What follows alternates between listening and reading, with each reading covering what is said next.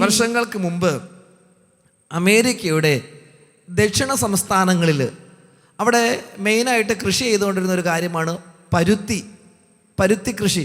കേട്ടിട്ടുണ്ടോ? പരുത്തി കൃഷി കേട്ടിട്ടുണ്ടോ? അപ്പോൾ ആളുകൾ ഇങ്ങനെ സമൃദ്ധമായിട്ട് പരുത്തി ഉൽപ്പാദിപ്പിച്ചുകൊണ്ടിരിക്കുക. പക്ഷേ ഒരേ മണ്ണിൽ തന്നെ നിങ്ങൾക്ക് കർഷകർക്ക് പ്രത്യേകിച്ച് പെട്ടെന്ന് മനസ്സിലാകൂ, ഒരു മണ്ണിൽ ഒരേ കൃഷി തന്നെ സ്ഥിരമായിട്ട് ചെയ്തുകൊണ്ടിരുന്നാലോ എന്ത് സംഭവിക്കും? മണ്ണിൻ്റെ ഫലഭൂഷ്ടി നഷ്ടപ്പെടും അല്ലേ? പിന്നെ അത് വിളവ് കുറഞ്ഞുകൊണ്ടിരിക്കും. അപ്പോൾ ഇടയ്ക്ക് വിളകൾ മാറി മാറി കൃഷി ചെയ്യണം. അങ്ങനെയല്ലേ? അതെ, നിങ്ങൾ തന്നെ പറയണത്, കാരണം നിങ്ങൾ കൃഷി മേഖലയിൽപ്പെട്ടവർ പറയണത്. ഹല്ലേലൂയ. പറയുമ്പോഴവർ ഒരേ കൃഷി തന്നെ സ്ഥിരമായിട്ടൊരു മണ്ണിൽ ചെയ്തുകൊണ്ടിരുന്നത് കൃഷിയെ ബാധിക്കും. അപ്പോൾ ഇവർ പരുത്തി കൃഷി സ്ഥിരമായിട്ട് ചെയ്തുകൊണ്ടിരിക്കുക. അവർക്ക് അറിയാവുന്നത് മേഖല അതാണ്. അങ്ങനെ ഇരിക്കെ ഈ ദക്ഷിണ അമേരിക്കയിലെ അറിയപ്പെടുന്ന ഒരു കാർഷിക ശാസ്ത്രജ്ഞനായിരുന്നു ജോർജ് വാഷിങ്ടൺ കാർവർ എന്ന് പറയുന്ന ഒരാൾ. George Washington Carver.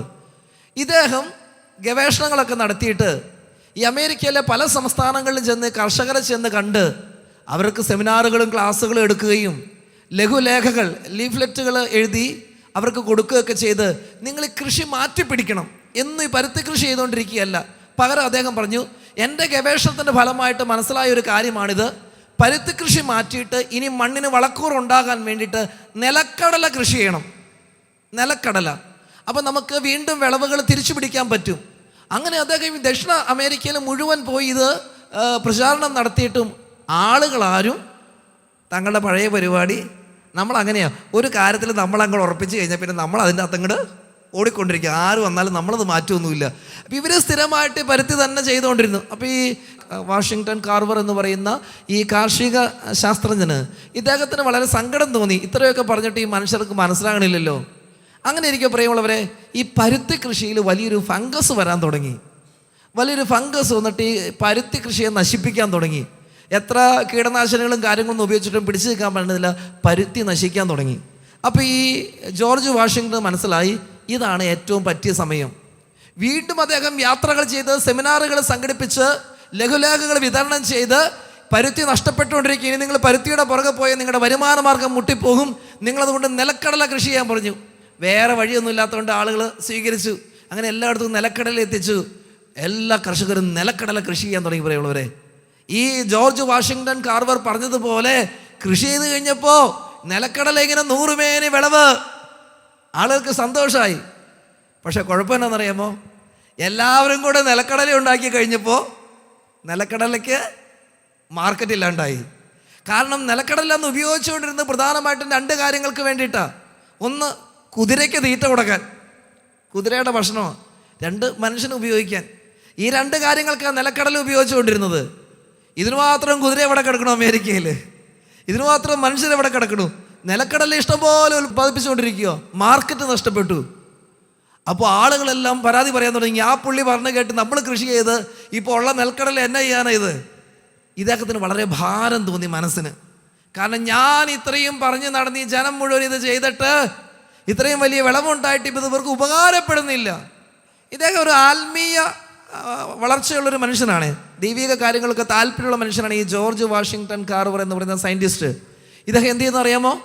ഇദ്ദേഹം തൻ്റെ ഗവേഷണമൊക്കെ നിർത്തിവെച്ചിട്ട് ആരും അറിയാത്തൊരു ഉൾപ്രദേശത്തേക്ക് കയറി അവിടെ ഉപവസിച്ചിരുന്ന് പ്രാർത്ഥിക്കാൻ തുടങ്ങി. ഭക്ഷണം കഴിക്കാതെ ഉപവസിച്ച് പ്രാർത്ഥിക്കാൻ തുടങ്ങി. അദ്ദേഹത്തിൻ്റെ പ്രാർത്ഥന എന്താണെന്നറിയാമോ? ദൈവമേ, ഈ നിലക്കടല നീ എന്തിനാണ് സൃഷ്ടിച്ചതെന്ന് എനിക്ക് പറഞ്ഞു തരണേ. എന്താ പ്രാർത്ഥിച്ചത്? നിലക്കടല നീ എന്തിനു വേണ്ടിയിട്ടാണ് സൃഷ്ടിച്ചതെന്ന് എനിക്ക് പറഞ്ഞു തരണേ. ഇത്രയും നിലക്കടല ഉണ്ടായിട്ടുണ്ട് എങ്കിൽ അതിനെന്തെങ്കിലും ഉപയോഗമുണ്ട്. ഉപയോഗമില്ലാതെ വെറുതെ പാഴായിട്ടൊന്നും ദൈവം സൃഷ്ടിക്കുന്നില്ല. നമ്മൾ പറയും അതൊക്കെ പാഴ്മരം എന്ന് പറയും അല്ലേ? അത് പാഴ്മരം എന്നൊക്കെ വെറുതെ പറയുന്നത്. ആ പാഴ്മരത്തിന് എന്തൊക്കെ ഉപയോഗങ്ങളുണ്ട്. അതുകൊണ്ടാണ് ദൈവം അതിനെ സൃഷ്ടിച്ചിരിക്കുന്നത്. ഹല്ലേലൂയ. പാഴായിട്ടൊന്നും ദൈവം സൃഷ്ടിക്കുന്നില്ല. കരമടിച്ചൊന്ന് ദൈവത്തിന് നന്ദി പറഞ്ഞേ. ഹല്ലേലൂയ. അപ്പോൾ ഇത്രയും നിലക്കടല ഉണ്ടായിട്ടുണ്ട്, അതിനെന്തോ ഉപയോഗമുണ്ട്. ഇല്ലെങ്കിൽ ദൈവം ഇത്രയും നിലക്കടല സൃഷ്ടിക്കില്ല. പക്ഷെ അതിൻ്റെ ഉപയോഗം അറിയാൻ പാടില്ലാത്തതുകൊണ്ട്, നമുക്കറിയാവുന്ന ഉപയോഗം കുതിരയ്ക്ക് കൊടുക്കാം, മനുഷ്യന് ഉപയോഗിക്കാം. ഇതാണ് ആകെ അറിയാവുന്ന ഉപയോഗം. അറിയാൻ പാടില്ലാത്തതുകൊണ്ട് ഇതിൻ്റെ മാർക്കറ്റ് ഇല്ലാത്തത്. ഇദ്ദേഹം ഉപവസിച്ച് പ്രാർത്ഥിക്കുകയാണ്. 3 ദിവസം ഭക്ഷണം കഴിക്കാതെ ഇദ്ദേഹം പ്രാർത്ഥിച്ച ഒരേ ഒരു പ്രാർത്ഥന, ദൈവമേ നീ നിലക്കടല സൃഷ്ടിച്ചത് എന്തിനാന്ന് എനിക്ക് പറഞ്ഞു തരണേ. പ്രിയമുള്ളവരെ, അദ്ദേഹത്തിനൊരു ദൈവീക അനുഭവം കിട്ടി. ചില ചിന്തകളൊക്കെ അദ്ദേഹത്തിൻ്റെ തലയിൽ തോന്നി. ആ ചിന്തകളെ വെച്ച് വീണ്ടും അദ്ദേഹം ഗവേഷണം നടത്തിയിട്ടുണ്ടല്ലോ. 100-ൽ പരം നിലക്കടല കൊണ്ട് നിർമ്മിക്കാവുന്ന ഉൽപ്പന്നങ്ങൾ അദ്ദേഹം കണ്ടുപിടിച്ചു. Peanut oil, peanut milk, peanut cream, peanut cake, അതുപോലെ പീനട്ട് കൊണ്ടുള്ള വിവിധതരം വാർണിഷുകൾ, പീനട്ട് കൊണ്ട് ഉപയോഗിക്കുന്ന സൗന്ദര്യവർദ്ധക വസ്തുക്കൾ, പീനട്ട് പൗഡർ. അങ്ങനെ അതുവരെ മനുഷ്യന് നിലക്കടല കൊണ്ട് ഇങ്ങനത്തെ സാധനങ്ങളൊക്കെ ഉണ്ടാക്കാന്നൊരു അറിവില്ലായിരുന്നു. അദ്ദേഹം ഈ നിലക്കടല ദൈവം എന്തിനു വേണ്ടി സൃഷ്ടിച്ചു എന്ന് ദൈവത്തോട് ചോദിച്ച് ഉപവസിച്ച് പ്രാർത്ഥിക്കാൻ തുടങ്ങിയപ്പോൾ ദൈവം വെളിപ്പെടുത്തി കൊടുത്ത ബുദ്ധി അനുസരിച്ച് ഗവേഷണം നടത്തി 100-ൽ പരം വരുന്ന ഉൽപ്പന്നങ്ങൾ കണ്ടുപിടിച്ചു. എന്നിട്ട് വീണ്ടും അദ്ദേഹം അമേരിക്കയിലെ കർഷകർക്ക് ഇതെല്ലാം ലഘുലേഖകൾ വഴിയും ക്ലാസ്സുകൾ വഴിയായിട്ട് പറഞ്ഞു കൊടുത്തു. അങ്ങനെ ആളുകൾ നിലക്കടല കൃഷി ചെയ്ത് അതുകൊണ്ട് വിവിധ ഉൽപ്പന്നങ്ങൾ ഉണ്ടാക്കാൻ തുടങ്ങിയപ്പോൾ ഇതിൻ്റെ മാർക്കറ്റ് വളർന്നു. പറയുള്ളവരെ, ഈ സംഭവം വായിച്ചപ്പോൾ എൻ്റെ മനസ്സിൽ പെട്ടെന്ന് വന്നൊരു ചിന്ത ഇതാ. പ്രിയമുള്ളവരെ, നമ്മളെ ദൈവം എന്തിനാണ് സൃഷ്ടിച്ചതെന്ന് നമുക്കറിയാൻ പറ്റിക്കഴിഞ്ഞാൽ നമ്മുടെ ജീവിതത്തിന് അർത്ഥം കൈവരിക്കാൻ തുടങ്ങും. കരമടിച്ചൊന്ന് ദൈവത്തിന് നന്ദി പറഞ്ഞേ. Hallelujah, hallelujah, hallelujah. പക്ഷെ നമ്മളെല്ലാവരും മറ്റുള്ളവർ എന്താ ചെയ്യണേന്നാണ് നോക്കിക്കൊണ്ടിരിക്കുന്നത്. എല്ലാവരും വിദേശത്തേക്ക് പോകണു, ഞങ്ങളും വിദേശത്തേക്ക് പോകണു. എല്ലാവരും നഴ്സിങ്ങിന് പോകണു, ഞങ്ങളും നഴ്സിങ്ങിന് പോകണു. എല്ലാവരും ആ ബിസിനസ് ചെയ്യണു, ഞങ്ങളും ആ ബിസിനസ് ചെയ്യുന്നു. എല്ലാവരും വണ്ടി മേടിക്കുന്നു, ഞങ്ങളും വണ്ടി മേടിക്കുന്നു. എല്ലാവരും വലിയ വീട് പണിയുന്നു, ഞങ്ങൾ വലിയ വീട് പണിയുന്നു. മറ്റുള്ളവർ എന്ത് ചെയ്തോ അതെല്ലാം നന്നായിട്ട് നമ്മൾ കോപ്പി അടിക്കണുണ്ട്. പറയുള്ളവരെ, ഹല്ലേലൂയ, ഹല്ലേലൂയ, ഹല്ലേലൂയ, ഹല്ലേലൂയ. നമ്മൾ ഒരു യാത്ര പോകുക. എങ്ങോട്ടാ യാത്ര എന്ന് പറയുമ്പോൾ കോഴിക്കോട്, കാലിക്കറ്റ്. കോഴിക്കോടിന് പോകാൻ വേണ്ടി ചാലക്കുടി KSRTC സ്റ്റാൻഡിൽ നമ്മൾ ചെന്നിക്കുക. രാവിലെ ചെന്നിക്കുക ബസ്സിന് പോകാൻ വേണ്ടിയിട്ട്. കുറേ ആളുകളുണ്ട്. അപ്പോൾ ഒരു തിരുവനന്തപുരം വണ്ടി വന്നു. ഞാൻ നോക്കുമ്പോൾ ഇവിടെയുള്ള ആളുകളെല്ലാം കൂട്ടമായിട്ട് തിരുവനന്തപുരം വണ്ടിയിലേക്ക് കയറാൻ പോകുക. എല്ലാവരും പോകുമല്ലേ, ഞാനും കൂടെ ആ വണ്ടിയിൽ കയറി പോയേക്കാം. പോയാൽ ശരിയാവോ? ഞാൻ എങ്ങോട്ട് പോകാനാ പോയേക്കണേ? കോഴിക്കോടിന് പോകാൻ. ഒരുപക്ഷെ കോഴിക്കോടിന് ആ ബസ്സേ കയറാൻ ഞാൻ മാത്രമേ ഉണ്ടാവൂ. ചിലപ്പോൾ 2-3 പേരോ, ചിലപ്പോൾ 5-10 പേര് കാണും. തിരുവനന്തപുരം വണ്ടി വന്നപ്പോൾ അതിൽ കയറാൻ 10, 25, 30 പേര് കാണും. ആൾക്കൂട്ടം പോണ വഴിക്ക് പോകാനാണോ ഞാൻ പോയിരിക്കുന്നേ? ആണോ? ഞാൻ എങ്ങോട്ടാ പോകേണ്ടതെന്ന് എനിക്ക് കൃത്യതയുണ്ട്. ഉണ്ടോ? ഉണ്ടെങ്കിൽ ആ കൃത്യത പാലിച്ചാൽ എൻ്റെ യാത്ര സഫലമാകും. വലതുകരം ഉയർത്തി എന്ന് പറഞ്ഞേ ഹല്ലേലൂയാ. 2 കരങ്ങൾ ഉയർത്തി പറഞ്ഞേ ഹല്ലേലൂയാ. ശക്തിയോടെ എന്ന കൈയടിച്ചു ദൈവത്തിന് നന്ദി പറഞ്ഞേ. Praise the Lord, praise the Lord, hallelujah, hallelujah. യേശുവേ നന്ദി, യേശുവേ നന്ദി, യേശുവേ സ്തുതി, യേശുവേ സ്തുതി. പ്രിയമുള്ളവരെ, ഈ രാത്രിയുടെ മണിക്കൂറിൽ ഈ ദൈവവചന ശുശ്രൂഷയിലൂടെ കടന്നു പോകുമ്പോൾ നമ്മുടെ മനസ്സിൽ ഉരുത്തിരിയേണ്ട ഒരു ചിന്ത ഇതാണ്: ദൈവത്തിന് എന്നെക്കുറിച്ചും നിന്നെക്കുറിച്ചും വ്യക്തമായ ഒരു പദ്ധതിയുണ്ട്. അപ്പം അടുത്ത ചോദ്യം, എങ്ങനെ അത് അറിയും? പ്രധാനപ്പെട്ടൊരു കാര്യമാണ് അല്ലേ? ഇതറിയണമെങ്കിൽ പ്രിയമുള്ളവരെ, ദൈവത്തിൻ്റെ മനസ്സിൽ എന്താ ഇരിക്കണേന്ന് അറിയണമെങ്കിൽ നമ്മൾ ദൈവത്തിൻ്റെ കൂടെ ആയിരിക്കണം. വേണ്ടയോ? അമ്മച്ചിമാരെ, ഒരു കാര്യം ചോദിക്കട്ടെ. നിങ്ങളോട് ഇച്ചിരി സ്വാതന്ത്ര്യം കൂടുതൽ അപ്പച്ചന്മാരോട് ചോദിച്ച് വരുമ്പോഴത്തേക്ക് സമയം എടുക്കും. അതുകൊണ്ടാണ് നിങ്ങളോട് ചോദിക്കട്ടെ, നിങ്ങളുടെ ഭർത്താവിൻ്റെ സ്വഭാവം എന്താണെന്ന് നിങ്ങൾക്കറിയാമോ? നിങ്ങളുടെ ഭർത്താവിൻ്റെ സ്വഭാവം. ഭർത്താവ് വന്നിട്ടുണ്ട് ഈ പറയണ്ട, ഇങ്ങോട്ട് നോക്കുന്നുണ്ടായിരിക്കും. അച്ഛൻ പുണ്യം പറഞ്ഞിട്ട് പോകും, വീട്ടിൽ നീ ചെല്ലേണ്ടതാണല്ലോ. വന്നിട്ടില്ലെങ്കിൽ ധൈര്യമായിട്ട് പറഞ്ഞു. ഭർത്താവിൻ്റെ സ്വഭാവം എന്താണെന്ന് നിങ്ങൾക്ക് അറിയാമോ? അറിയാം. എങ്ങനെയാണ് നിങ്ങൾക്ക് ഈ ഭർത്താവിൻ്റെ സ്വഭാവം മനസ്സിലായത്? ഇത്രയും നാളായില്ലേ ഭർത്താവിൻ്റെ കൂടെ ജീവിക്കാൻ തുടങ്ങിയിട്ടല്ലേ? അപ്പോൾ ഒരാളുടെ കൂടെ ജീവിക്കാൻ തുടങ്ങിയ നേരെ തിരിച്ചു കേട്ടോ, ഞാൻ അവരുടെ സൈഡ് പറഞ്ഞെന്നുള്ളൂ. ഭാര്യയുടെ സ്വഭാവം നിങ്ങൾക്കറിയാം. ഇത്ര നാൾ കൂടെ ജീവിക്കാൻ തുടങ്ങിയപ്പോൾ മക്കളുടെ സ്വഭാവം അപ്പനും അമ്മയ്ക്കും അറിയാം. പള്ളിയിലച്ഛൻ്റെ സ്വഭാവം ഇടവക്കാർക്കും അറിയാം, ഇടവക്കാരുടെ സ്വഭാവം പള്ളിയിലച്ഛനും അറിയാം അല്ലേ? നമ്മൾ കൂടെ ജീവിക്കാൻ തുടങ്ങിക്കഴിയുമ്പോൾ അവരുടെ സ്വഭാവം, അവരെന്താ ഉദ്ദേശിക്കുന്നതെന്നൊക്കെ നമുക്ക് മനസ്സിലാകും. ഹല്ലേലൂയ. ഹല്ലേലൂയ. ഈ സംസാരിച്ചു തുടങ്ങാത്ത കുഞ്ഞുങ്ങളെ നിങ്ങൾ കണ്ടിട്ടില്ലേ? ചെറിയ പ്രായമുള്ള എത്ര വയസ്സ്, 1 വയസ്സൊക്കെ ആകുമ്പോൾ സംസാരിക്കുമോ? അറിയില്ലാത്തവളെ ചോദിക്കണേ, പെട്ടെന്ന് പറ. സംസാരിച്ചോ? പിള്ളേർ സംസാരിച്ചോടെ എത്ര പ്രായമാകുമ്പോഴാണ്? 1 വയസ്സൊക്കെ ആകുമ്പോൾ സംസാരിക്കുമായിരിക്കും കരുതണു അല്ലേ? എന്തിലോ ആട്ടെ, എനിക്കറിയാവുന്നോട്ട് പറയുക. ഈ സംസാരിക്കുന്നതിന് മുന്നം വരെ പിള്ളേർ ആ ഓ ആ ഇതൊക്കെയല്ലേ ഉള്ളൂ. അതിലെന്തൊക്കെയോ ആ കുട്ടി അമ്മയോട് സംസാരിക്കുന്നുണ്ട് ഇല്ലേ? ആ സംസാരിക്കുന്ന അമ്മയ്ക്ക് മനസ്സിലാകുന്നുണ്ടല്ലോ. മനസ്സിലാകുന്നില്ലേ? ഉണ്ടെന്നേ. എങ്ങനെയാ മനസ്സിലാകുന്നേ?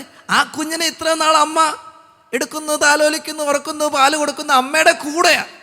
അമ്മയുടെ കൂടെ കുഞ്ഞ് എപ്പോഴും ഉണ്ട്. അതുകൊണ്ട് ആ കുഞ്ഞിൻ്റെ ഓരോ താളവും അമ്മയ്ക്ക് മനസ്സിലാകും.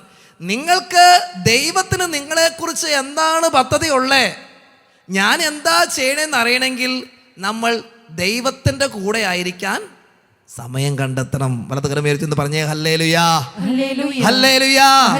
ശക്തിയോടെ ഒന്ന് കൈയടിച്ച് ദൈവത്തിന് നന്ദി പറഞ്ഞേ. പ്രിയമുള്ളവരെ, നമ്മൾ എന്താ ചെയ്യണമെന്ന് അറിയാമോ? ദൈവത്തിൻ്റെ കൂടെ ആയിരിക്കാനല്ല, ലോകത്തിൻ്റെ കൂടെ ആയിരിക്കാനാണ് നമ്മൾ അധികം സമയം കണ്ടെത്തണേ. അതുകൊണ്ട് ലോകം എന്താണോ ചെയ്യണത് അതാണ് നമ്മൾ ചെയ്തുകൊണ്ടിരിക്കണേ. ലോകം ചെയ്യണം നമുക്ക് പെട്ടെന്ന് മനസ്സിലാകും. കാരണം നമ്മൾ കൂടുതൽ സമയം ആരുടെ കൂടെയാണ്? ലോകത്തിൻ്റെ കൂടെ. ആരുടെ കൂടെയാണോ നമുക്കത് മനസ്സിലാകും.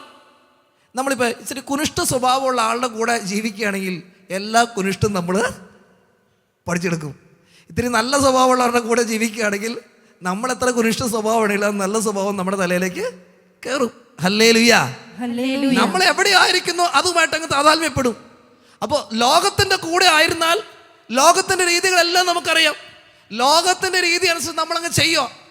ആ രീതി നമ്മളെ കൊണ്ട് ദൈവം ആഗ്രഹിക്കുന്ന ആകണമെന്ന് നിർബന്ധമില്ല. ഹല്ലേലൂയാ, യേശുവേ നന്ദി.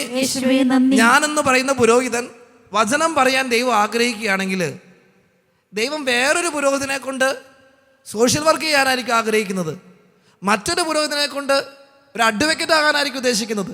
വേറൊരു പുരോഹിതനെ കൊണ്ട് ഒരു സ്കൂൾ നടത്താനായിരിക്കും ആഗ്രഹിക്കുന്നത്. അവരവരെക്കുറിച്ച് എന്താണ് ദൈവം ആഗ്രഹിക്കുന്നത് അറിഞ്ഞു കഴിഞ്ഞാൽ ആ മേഖലയിൽ അയാൾക്ക് വിജയിച്ച് മുന്നോട്ട് പോകാൻ പറ്റും.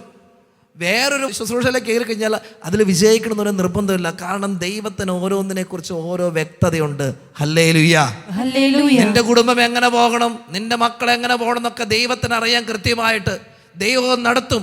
അത് നമുക്കറിയണമെങ്കിൽ നമ്മൾ ദൈവത്തിൻ്റെ കൂടെ ആയിരിക്കാൻ സമയം കണ്ടെത്തണം പ്രിയമുള്ളവരെ. അതുകൊണ്ട് ഈ വചന ശുശ്രൂഷയിൽ ഞാൻ നിങ്ങളോട് പറയുന്നത് ഇത്രയേ ഉള്ളൂ. എല്ലാ ദിവസവും കുറച്ചു നേരമെങ്കിലും ദൈവത്തിൻ്റെ കൂടെ ആയിരിക്കാൻ. ഇവിടെ കവലയ്ക്കൊക്കെ വന്ന ചേട്ടന്മാരാണെങ്കിൽ ഓർക്കണം കേട്ടോ, ഈ പള്ളി ഇവിടെ ഉണ്ടല്ലോ, 5 മിനിറ്റ് 10 മിനിറ്റ് ദിവസേന എന്ത് കാര്യം ചെയ്താലും അത് തുടർച്ചയായിട്ട് ചെയ്യ്. ദേവാലയത്തിൽ വന്ന് ഇവിടെ ഫ്രണ്ടിൽ വന്നിട്ട് ഈശോയെ നോക്കി ഇത്തിരി നേരം, ഒരുപാട് പ്രാർത്ഥന ചൊല്ലാനൊന്നും അല്ല ഞാൻ പറയണത്, ഇത്തിരി നേരം ഒന്ന് വർത്തമാനം പറയുക. കുടുംബത്തിൻ്റെ കാര്യങ്ങൾ, ഭാര്യയുടെ കാര്യം, മക്കളുടെ കാര്യങ്ങൾ, ജോലി, സാമ്പത്തിക പ്രശ്നം എല്ലാം ഈശോയോടൊന്ന് തുറന്ന് പറയണമെന്നേ. അമ്മമാരെ, വീട്ടിലെ തിരക്കൊക്കെ കഴിയുന്ന സമയത്തെ നിങ്ങൾ ആരും ഇല്ലാത്തപ്പോഴോ, രാത്രി കിടക്കുന്നതിന് മുമ്പോ, രാവിലെ എഴുന്നേറ്റ് വരുമ്പോഴോ വീട്ടിൽ ആ ഈശോയുടെ രൂപത്തിൻ്റെ മുന്നിൽ ഒരു കസേര എടുത്തിട്ട് ശാന്തമായിട്ട് അവിടെ ഇരുന്നിട്ട് ഈശോയോട് എണ്ണി പറക്കണം. കരയാൻ തോന്നിയാൽ കരയണം, പരാതി പറയാൻ തോന്നിയാൽ പരാതി പറയണം, വഴക്കൂടാൻ തോന്നിയാൽ വഴക്കൂടണം, സ്നേഹിക്കാൻ തോന്നിയാൽ സ്നേഹിക്കണം. ഒരു കൂട്ടുകാരനെ പോലെ ഈശോയുടെ അടുത്തിരിക്കണം. നമ്മുടെ കുഴപ്പച്ചെങ്കിൽ ഇത്തിരി സമയം കിട്ടി അങ്ങനെ താല്പര്യമുണ്ടെങ്കിൽ നമ്മൾ അപ്പം തന്നെ ചൊല്ലുന്ന കുറേ പ്രാർത്ഥനകൾ അത് ചൊല്ലണം, വേണ്ടെന്നല്ല. അതിനുള്ളൊരു സമയമുണ്ട്. കുടുംബപ്രാർത്ഥനയൊക്കെ ചൊല്ലുമ്പോൾ ചൊല്ലിക്കോ. അതല്ലാണ്ട് ഇത്തിരി സമയം ഫ്രീ കിട്ടിയാൽ ഈശോയുടെ മുമ്പിലൊന്ന് ശാന്തമായിട്ടിരിക്കുക. ചിലപ്പോൾ ഒന്ന് ഉറങ്ങിപ്പോവും, പോകട്ടെ. ചിലപ്പോൾ പല വിചാരപ്പെട്ടു പോവും, പോകട്ടെ. സ്ഥിരമായിട്ടൊന്ന് ഇരിക്കാൻ തുടങ്ങിക്കേ. നമ്മുടെ ഉറക്കവും മാറും, പല വിചാരവും മാറും. എന്നിട്ട് നമ്മൾ ഈശോയായിട്ട് സംസാരിക്കാൻ തുടങ്ങും. അപ്പം നിങ്ങൾ ചോദിക്കുന്ന ചോദ്യം ഇതാ, അപ്പോൾ ഈശോ ഇറങ്ങി വന്നിട്ട് ഇന്നത് ചെയ്യടാന്ന് പറയുമോ? ഒരു നിർബന്ധമില്ല. ചിലപ്പോൾ അങ്ങനെയും പറയണ കേസുണ്ട് കേട്ടോ. ഈശോ നേരിട്ട് പറയും, ചിലപ്പോൾ ചെവിയിൽ കേൾക്കും, ചിലപ്പോൾ ദർശനം കാണും, അങ്ങനെയുണ്ട്. പക്ഷെ എല്ലാവർക്കും അത് വേണമെന്നൊരു നിർബന്ധമില്ല. പക്ഷേ ഈശോയോട് കൂടെ നമ്മുടെ കാര്യങ്ങളെല്ലാം പങ്കുവെച്ചുകൊണ്ട് നടക്കുന്ന ഒരു വ്യക്തിയാണെങ്കിൽ ആ വ്യക്തിയുടെ ബുദ്ധിയിലൂടെ ദൈവം ഇടപെടും. ഹല്ലേലൂയാ, ഹല്ലേലൂയാ, ഹല്ലേലൂയാ, ഹല്ലേലൂയാ. യേശുവേ നന്ദി, യേശുവേ നന്ദി, യേശുവേ സ്തുതി, യേശുവേ സ്തുതി. ഒരു സഹോദരൻ, ആ സഹോദരൻ്റെ മകളുടെ കല്യാണം നടക്കുന്നില്ല, വിവാഹപ്രായമായി, കുറേ ആലോചനകൾ വന്നു, ഒന്നും നടക്കണില്ല. അങ്ങനെ സങ്കടം വന്ന് ഒരു ഇടവക ദേവാലയത്തിൽ ഒരു വിശുദ്ധൻ്റെ നൊവേന നടക്കുന്നുണ്ട്. ആ നൊവേനയിൽ നിയോഗം വെച്ച് പ്രാർത്ഥിക്കാൻ വേണ്ടി പോയേക്കുക. എന്തിനു വേണ്ടിയിട്ടാ? മകളുടെ വിവാഹം നടക്കാൻ വേണ്ടി. അങ്ങനെ അദ്ദേഹം വന്നു, നിയോഗം വെച്ച് പ്രാർത്ഥിച്ചു. അങ്ങനെ സ്ഥിരമായിട്ട് വരാൻ തുടങ്ങി മകളുടെ വിവാഹം നടക്കാൻ വേണ്ടി. ഒരു ദിവസം നൊവേന കഴിഞ്ഞ് ദേവാലയത്തിന് പുറത്തിറങ്ങിയപ്പോൾ തൻ്റെ ഒരു പഴയ കൂട്ടുകാരനെ കണ്ടു. ഒരു പഴയ കൂട്ടുകാരൻ, അവൻ ഇച്ചിരിയുടെ നല്ല നിലയിലേക്ക് എത്തി. അവനവിടെ പള്ളിയുടെ അവിടെ മുറ്റത്ത് അവിടെ നിൽക്കുക. അപ്പോൾ ഈ മനുഷ്യൻ്റെ മനസ്സിലൊരു തോന്നൽ, അവൻ്റെ അടുത്ത് പോയിട്ട് മകളുടെ കല്യാണത്തെക്കുറിച്ചൊന്ന് പറഞ്ഞാലോ, ആരെങ്കിലുമൊക്കെ കിട്ടിയാലോ. പിന്നെ പറഞ്ഞു, വേണ്ട, നമ്മുടെ ഈ കുറച്ചിൽ എന്തിനാ വെറുതെ മറ്റുള്ളവരുടെ അടുത്ത്, ഇത് നമ്മുടെ ഒരു വിഷമമല്ലേ, ഇത്ര നാളായി മകളുടെ കല്യാണം നടക്കുന്നില്ല എന്നുള്ളത്, എന്തിനാണ് ഇനി അവരുടെ മുന്നിൽ പോയി പറയണേ. വീണ്ടും മനസ്സിലൊരു തോന്നൽ, അവൻ്റെ അടുത്ത് പോയി ഒന്ന് പറഞ്ഞാലോ. ഈ മനുഷ്യൻ പോയി ആ കൂട്ടുകാരൻ്റെ അടുത്ത് നിന്നിട്ട്, എടവേ കണ്ടിട്ട് കുറേ നാളായല്ലോ. അപ്പോൾ അവൻ പറഞ്ഞു, ഞാൻ ഇവിടെയെങ്കിലും ഇല്ലായിരുന്നു, ഞാൻ വിദേശത്തായിരുന്നു, ഇപ്പോഴാണ് നാട്ടിൽ വന്നത് എന്നൊക്കെ വർത്താനം പറഞ്ഞു. എന്നുണ്ട് വിശേഷമൊക്കെ? ഞാൻ പ്രാർത്ഥിക്കാൻ വന്നേടാ, മോളുടെ കല്യാണം നടക്കുന്നില്ല, കുറച്ച് ആലോചനകൾ വന്നു, ഒന്നും ശരിയാകുന്നില്ല, അതിന് ചെറിയൊരു സങ്കടമുണ്ട്. അപ്പോൾ കൂട്ടുകാരൻ പറഞ്ഞു, എൻ്റെ ഒരു കൂട്ടുകാരൻ്റെ മകൻ വിദേശത്ത് ജോലി ചെയ്യുന്നവനാ, അവന് നാട്ടിൽ വന്നിട്ടുണ്ട്, അവനിപ്പോൾ വിവാഹം ആലോചിക്കാന്ന്, നിങ്ങൾക്ക് താല്പര്യമുണ്ടെങ്കിൽ ഞാനൊന്ന് അന്വേഷിച്ച് നോക്കാൻ പറഞ്ഞു. ആ കൂട്ടുകാരൻ്റെ മകന് ഒരാലോചന, ഇവിടെ ഒരു പെൺകുട്ടിയുണ്ട്, പറ്റുമെങ്കിൽ നോക്കാൻ പറഞ്ഞു. അവർ വന്നു, നോക്കി, കണ്ടു, ഇഷ്ടപ്പെട്ടു, കല്യാണം നടന്നു. അപ്പം നോക്കിക്കേ, ഒരു കാര്യത്തിന് വേണ്ടി പ്രാർത്ഥിച്ചുകൊണ്ട് എടുക്കുക. ദൈവം ഇറങ്ങി വന്നിട്ട് അതേ നിന്റെ മകളെ കെട്ടാൻ പോണ അവനാട്ടൊന്നും പറഞ്ഞു കൊടുത്തിട്ടില്ല. പക്ഷേ ദൈവസന്നിധിയിലേക്ക് ചേരാൻ തുടങ്ങിക്കഴിഞ്ഞപ്പോൾ നമ്മുടെ ചുറ്റുപാടിലൂടെ, നമ്മുടെ ബുദ്ധിയിലൂടെ, നമ്മുടെ ചില തോന്നലുകളിലൂടെ ദൈവത്തിൻ്റെ ആത്മാവ് നമ്മളെ വഴി നടത്താൻ തുടങ്ങുക. Hallelujah, hallelujah, hallelujah. അപ്പൊ ചിലർ ചോദിക്കും, അതിപ്പോ പള്ളിയിൽ വന്നില്ലല്ലോ, കൂട്ടുകാരനെ കണ്ട ചിലപ്പോൾ നമുക്ക് ചോദിക്കാൻ തോന്നൂല്ലേ? ദൈവത്തോട് ചേർന്ന് നിന്നിട്ട് ഉള്ള തോന്നലുകളിലും തീരുമാനങ്ങളിലും ഒക്കെ ആണെങ്കിൽ ദൈവത്തിൻ്റെ ആത്മാവിൻ്റെ ഇടപെടൽ ഉണ്ടാകും. അല്ലെങ്കിൽ അതൊന്നും ശരിയാകണമെന്ന് ഒരു നിർബന്ധവും ഇല്ല. കരമടിച്ച് ദൈവത്തിനൊന്ന് നന്ദി പറയാം. ഹല്ലേലൂയ, യേശുവേ നന്ദി.